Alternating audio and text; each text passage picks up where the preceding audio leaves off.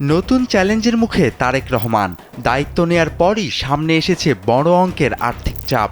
বিভিন্ন খাতের বকেয়া বিল, অসমাপ্ত উন্নয়ন প্রকল্প আর ভর্তুকির বাড়তি ব্যয় মিলিয়ে প্রায় ১,০০০ কোটি টাকার বোঝা এখন সরকারের কাঁধে।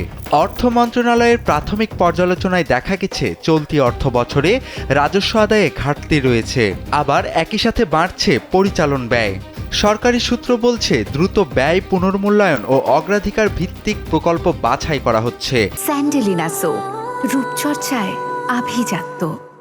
অপ্রয়োজনীয় খরচ কমানো এবং রাজস্ব সংগ্রহ বাড়াতে নতুন কৌশল নেয়ার প্রস্তুতি চলছে।